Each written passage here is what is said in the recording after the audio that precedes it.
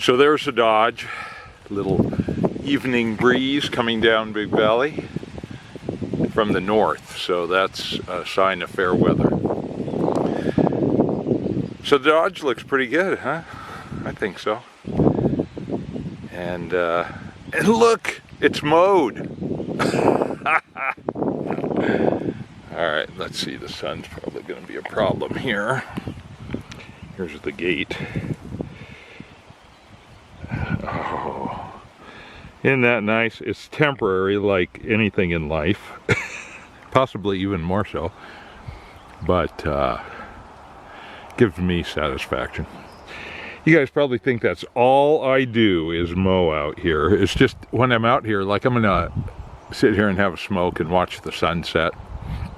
See if some owls or something come out, doing a little hunting. It just gives me satisfaction, which is all it was ever designed to do, honestly.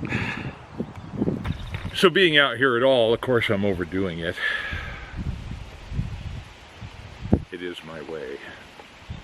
But I am listening to my body, so I know it'll be a acetaminophen evening in order to get some sleep. But you know, instead of doing 100 reps of this or that exercise, I'm just more about doing everyday activities with some vigor. So I'm smoking a custom built.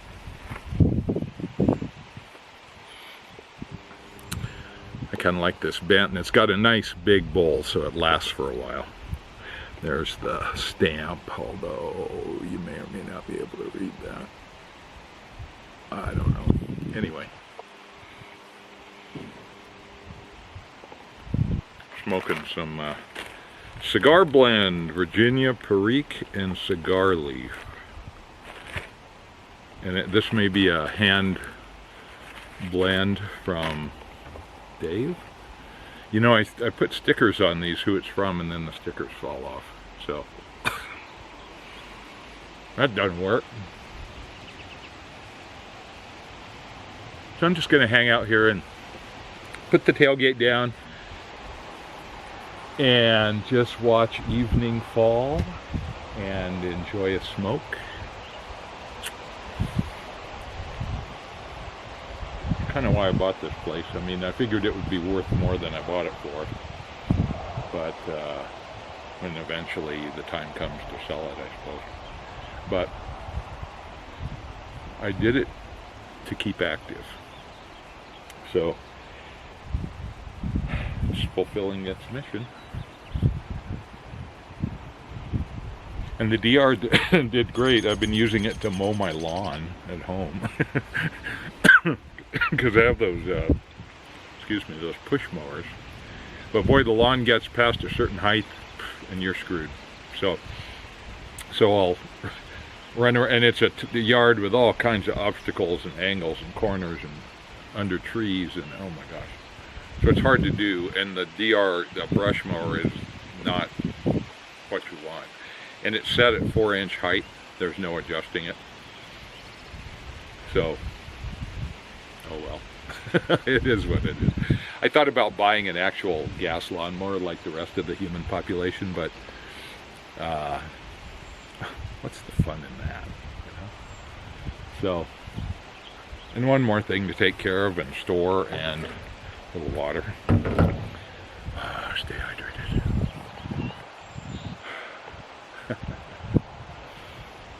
It's just such a great place. And the cigar leaf, it's pretty dry. So I'm thinking it's got a few years on it. I left it in the baggie it came in, and that usually guarantees it'll be too dry, you know. But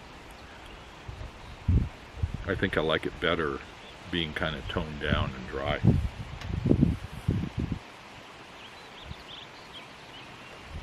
Little bird singing. Oh yeah. All right. So I am going to put the tailgate down. And we'll just have us a little smoking party here. Yeah. Oh well. That's not going to work. Oh well. But boy, it trims up nice. Doesn't stay that way long, but... And the reed canary grass is only about 5 feet high right now. It'll get to 7 feet and get these woody stems that are just really difficult to cut. So I sharpened the blade on the DR, and I had put a new belt on. It's as good as it gets. So, yeah. So this was part of a bigger acreage. This was part of a farm originally. So I have the 58 acres. The nasty neighbor that sliced my tires originally has 20 acres. And then there was 17 with an old farmhouse on. And all very wet. I mean, so my former boss, she had married one of the brothers, a brother to the nasty neighbor, who grew up here. And they said that cows would get stuck in the mud all the time. And they'd have to take a tractor as close as they could get without getting stuck themselves, and then tie a rope to the cow and kind of winch her out. And one time there was a cow giving birth, and she got stuck in the mud, and coyotes got to her and got the calf as well. So the coyotes, I think I'll have some footage from the game cam. And I did a video earlier last week when I came out here and realized I had to get out here and mow. So Drew, there's plenty left to mow. I did not do up by the shooting range, which is up there. So that has yet to be done. And I didn't even do it before I went in the hospital for the surgery. So it's going to be Thicksville up there. So I did get the road opened just before I went in for surgery to try and do a first cut and keep it under control. Yeah, so and yet it's so close to town, you know, it's amazing. So my boss shared lots of stories with me about this place.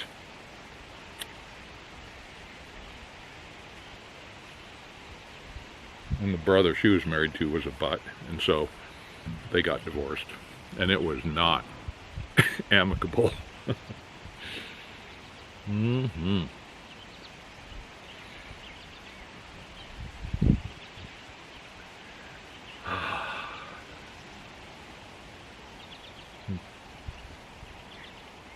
It's like your own little wilderness. And you know, if you go deep into the woods, and we will do that after I can walk better.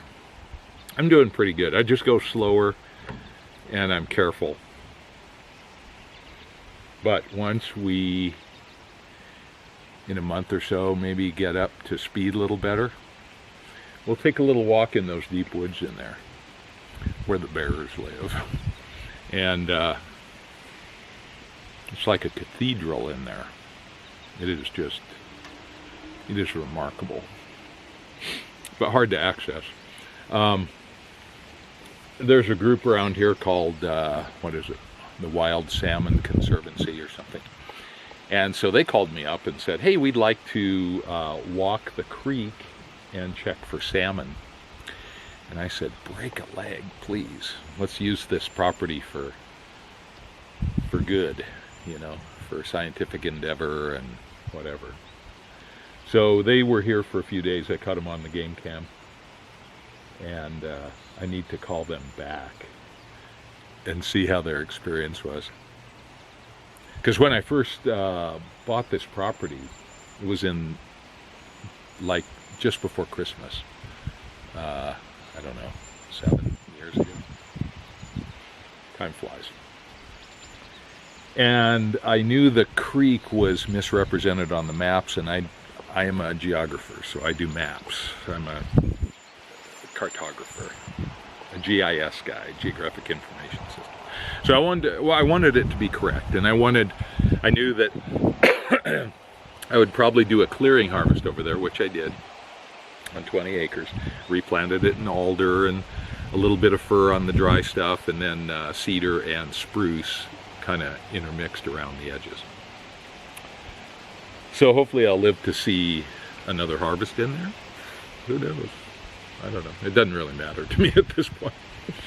But I walked the creek, and it was winter, so and we'd had a little snow, as I remember, so I had to walk up the road here, which had not been mowed or anything for a long time. But it was winter, so stuff was kind of tramping down. And I was crunching through ice because it's wet for a section of this road, this right-of-way in the easement. So I remember that. And I walked in and almost lost my boots a couple of times in the mud. But I found this beautiful little creek.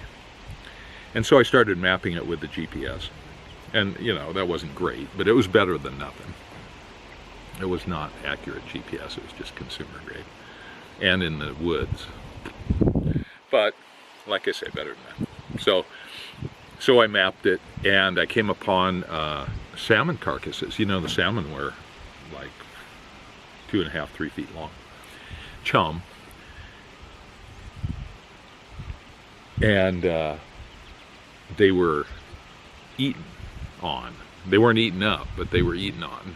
And really fresh. If they'd been a steak, they would still be very warm. Not sizzling, probably, but very warm. So I think I had disturbed the bears in their lair. Because in this country, we don't get enough snow. It isn't cold enough. Bears will hibernate for like 2 weeks at a time, or, you know, during cold spells. But they don't hibernate the whole winter. So, and there's always stuff to eat here. This is a maritime climate. So I walked the creek, and I was just amazed how clear and just crystal clear and riffly it was. I expected it to be tannin colored, you know, from all the detritus and just these big wet areas that are just peat accumulations, you know. So I expected really brown water, but it was just crystal clear. So that is because it emanates from springs in the edge of those hills over there. In fact, the city of Paulsbo used it as a water supply. They built some concrete, they set some concrete vaults in where the water flows in, and then they ran piping, and they're still piping under my property down to a collection tank a little farther down valley. They don't use that anymore. So, but there's a little stretch up there, 10-acre piece that's listed as Paulsbo watershed. So, anyway, yeah, there are bears in there. And I went in there numerous times with different folks, with the forester who worked with us at the time, and with a different forester that I used on the clearing harvest. We found some cougar scat. That's according to the Department of Fish and Wildlife person I was with. You know, so it's fun. There's a lot of activity here. It's part of a much bigger greenway that extends up through the north spine of the county. So, yeah, so it's cool. I was hoping to hear a few coyotes barking or howling or something. Maybe the sun will have to go down a little bit. Anyway, the cigar leaf is pretty good. It's kind of what I wanted. I wanted something a little more robust.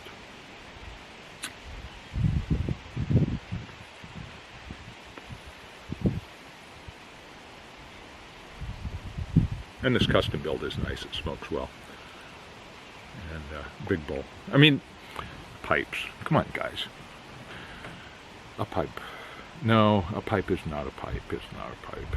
You know, there are good differences. But this is a later custom build. It's not one of the generation ones. It could even be a generation 3. But love that rustication, that kind of routered thing going on there. Isn't that kind of cool? Yeah. It was like Americana. Whatever that means anymore.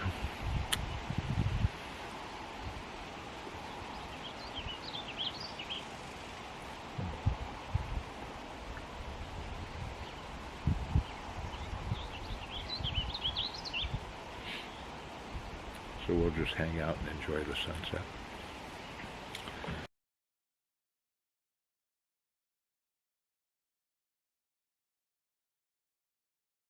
Now you probably can't see that very well. So now he's kind of disappeared, but there's a big black bear out there. Out in the meadow, you can see a section of light colored grass, and it's before that. So now he's heading away from us. This is where you want a telephoto instead of a wide angle.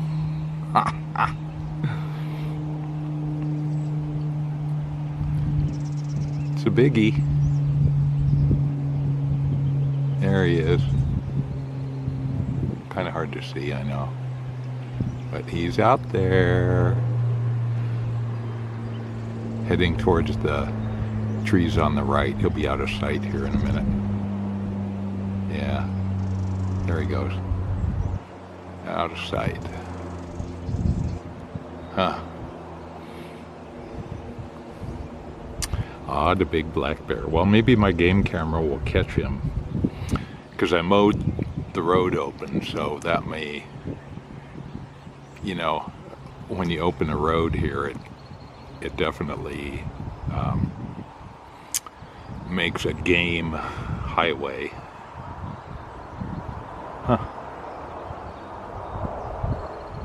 Yeah, I'll be darned.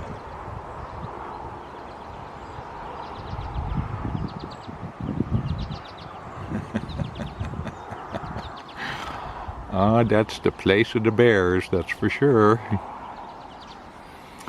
So just a quick aside, when I was clearing that 20 acres for a replant in alder, we had put the road in, and so it was in October too.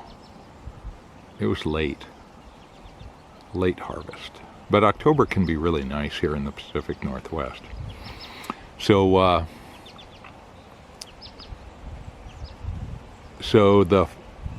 the logger said, hey, we need you to put in the stream buffer for us. We have one left to do. So what I had done is, you know, I had walked that creek, and then in the GIS I did a 170-foot buffer. This was going to be an ideal harvest. I was working with some folks in our natural resources and fisheries department, and so they had never written a forest practice application, which you have to do for a harvest in Washington. But they review them all the time, and yet they'd never written one, you know. So I said, hey, you know, let's do this together. You help me write it, and you'll get to see how one gets put together. And I'll work closely with Natural Resources, Department of Natural Resources at the state level that approves those forest practice applications. And that would guarantee that my forest practice application got approved. So it was with some scheming on my part. Not really, but I mean, I also wanted a little help writing it. So we did that, And so the logger said, hey, we need that one last buffer put in. So the way I do that is I do it on the computer in the mapping system. We use Map Info Professional. We've got Esri stuff and all kinds of other software too, but I like Map Info. So I put the buffer in, buffered that stream that I had walked with the GPS, and came out. I couldn't get out here during the day. It was a Friday, late afternoon. So I came out, and they had already left, but their equipment was all out here, and they had done most of the logging. And so I parked over by their machines, over by where the bear is, actually. I'm sitting here on the gate. And so I got my computer out. At that time, I didn't use my phone, but I used a notebook computer, kind of like an iPad, with the mapping system on it. And so it showed me with a GPS attached, so it showed me where I was, and I was going to just walk that buffer following the computer, the line on the computer, and just flag it for them. It worked really well, and that's how we do a lot of this stuff. So I got out of my truck. I walked about 30 feet into the grass over there towards the trees, and whoa, oh look, there's a great big black bear, and it's standing up on its hind legs, and it's looking at me, sniffing in the air. It was about 100 yards away. So that's about 100 meters, give or take. And I thought, I'll just yell, "Shoe bear, shoe bear, shoe bear." Well, it didn't move at all. And in fact, it sniffed the air and then got down on all fours and did a diagonal and came closer and closer to me. And it was like, oh, well, that's no good. So I went back to my truck, keeping an eye on the bear the whole time, because they can move quick.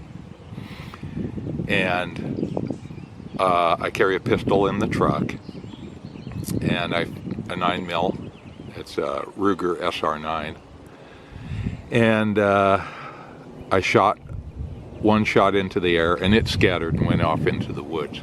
But I wasn't going into those woods, I'll tell you. On a late October Friday evening. So I came back Monday, and they were working, so that was reassuring. There were people around. And it was a nice, bright, warm, sunny day. So I walked into the woods and started flagging. And wow, I mean, I did not hear or see anything, but there were tramped down places, and it smelled like pigs. So back in Colorado, I've got some mining claims, and we got raided by a black bear there one time. So the sheriff came up, and he was this lanky kid from Oklahoma. This was in Silverton, Colorado, San Juan County, at about 9,600 foot elevation. And it was getting dark there too. And we walked up the trail to the campsite, and he said, "Oh, I smell them. I smell those bears. They smell like pigs." And I thought, is this a line of bullshit or what? You know, because I didn't smell anything. Well, I was in the woods over there, and it just smelled like a pig farm. It was incredible. It was really strong. But it was a nice, bright, sunny day, and I had bear spray with me. I had my gun with me, and yeah, I had an air horn, so I felt pretty safe. But I was alone, and so I didn't see a bear, but I sure did smell them. And I finished my my buffer, and the guys logged up to that buffer, and the fisheries folks were very happy that I did 170-foot buffers on a salmon stream. And so everybody was happy. There were a few nice alders in there, but, you know, c'est la vie. So, yeah, anyway, there be bears in there. Well, we'll see. I'll check the camera in a week or so and we'll see if there were any bears.